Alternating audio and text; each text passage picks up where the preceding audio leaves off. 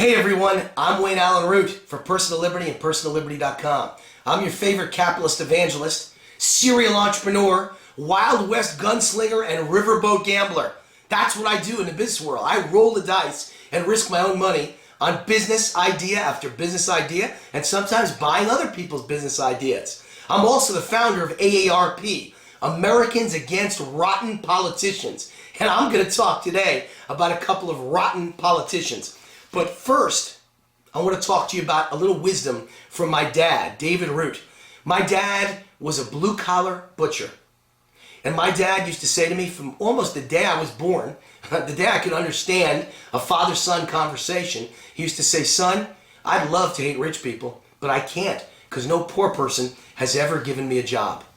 And I think that's a lesson in capitalism that Newt Gingrich and Rick Perry should hear, that all of you should hear, that everyone in Washington, D.C., that every government bureaucrat and every lobbyist and every lawyer and every congressman or woman and every senator ought to hear, that President Obama ought to hear.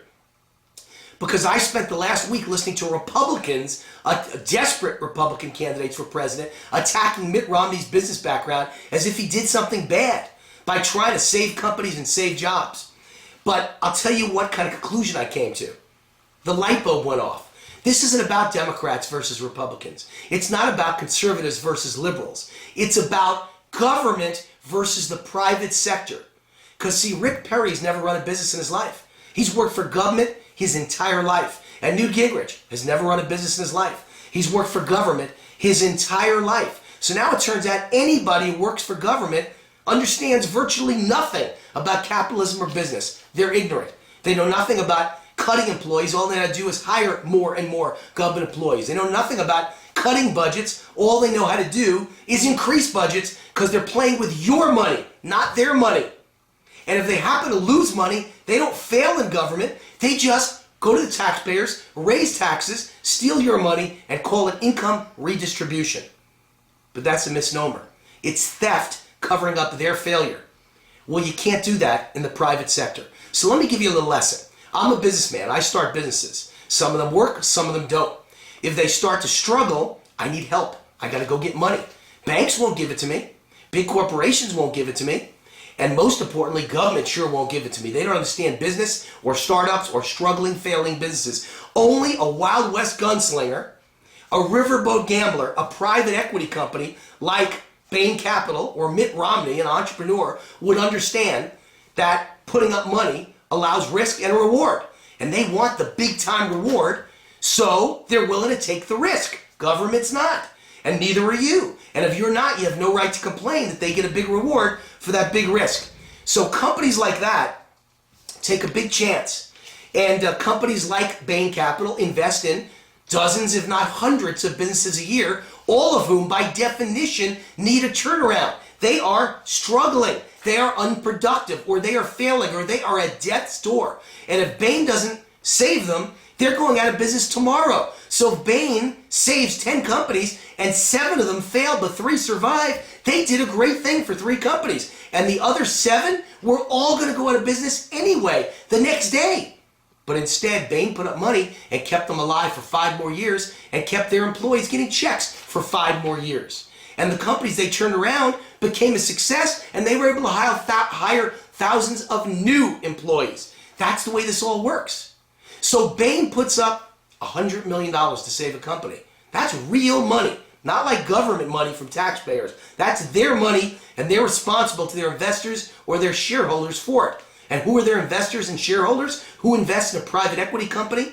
Giant teachers' pension funds, giant government employee pension funds, giant corporate pension funds, gigantic corporations. That's where they park their money. So Bain has to answer to them. And Bain's job is to turn around these companies by cutting budgets, by firing people in the beginning in order to save the patient long term and create more jobs eventually. So everything, and I mean everything, is on the chopping block. From fat cat overpaid executives to unproductive employees to failing product lines to entire underperforming divisions of the company. But no matter how you cut it, Bain is saving jobs short-term and long-term, or every one of these companies eventually would go under. That, to me, is success, not failure. And anyone who criticizes it is A, desperate, looking for some way to claw at Mitt Romney and knock him down, or B, they just don't understand business. They're ignorant. So my question to you is, which is better? Cutting jobs now to save a company later and keep those who are still employed. If you cut 3 out of 10 jobs, the other 7 still keep their jobs long term. And then, what if years later, after it's successful, you hire back everybody that got fired and then some? Is that a good thing? Or is it better to just let all the businesses close tomorrow? And here's another question. Do risk takers like Bain, Capital, and Mitt Romney, do they deserve to make money? Do they deserve a reward? I think so. Because without reward, they're not going to risk $10 million or $100 million of their money to save other people's companies. If you don't like that, head to Cuba, where there is no risk or reward. Everyone lives in socialism in shared misery. And that's why Cuba has nothing but people with carts being pulled by donkeys and 1956 Oldsmobiles taking people to their huts, not their homes, not their mansions, their huts in Havana. That's what life is like in a socialist place with no risk and reward. Shared misery. In America, we've got people willing, gunslingers and riverboat gamblers like Mitt Romney, willing to take a chance to save jobs with their own money. That's a good thing. One last point. The jobs Mitt Romney saved are real jobs that pay taxes and don't cost taxpayers a job.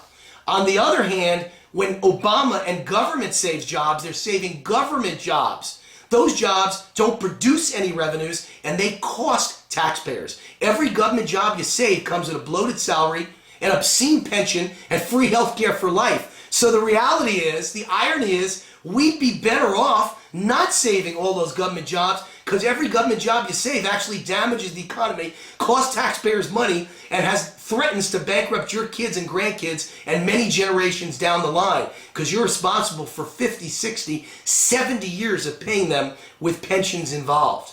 So I'd rather save private sector jobs and add private sector jobs than the government jobs that Obama and government employees and socialists brag about saving. As a libertarian conservative, I'm no fan of Mitt Romney. He's not my cup of tea. To me, he's a wishy-washy, liberal, northeastern Republican. Not my type of politician. I'm not endorsing him. I'm not supporting him. But as a capitalist evangelist and a passionate fan of free markets, I certainly defend Mitt Romney's business career. I think he's a hero as an entrepreneur. And I do think the model we need for the next president of the United States and for people in government in general and people filling our House and our Senate is risk-taking entrepreneurs and people with business backgrounds who understand how you cut a budget, how you downsize underperforming assets, how you kill off entire departments, how you fire unnecessary employees, and how you're careful how you spend your money on future pensions. That's not a problem, ladies and gentlemen. That's a dream come true. I'm Allyn Root for Personal Liberty. See you next time, and have yourself a great day.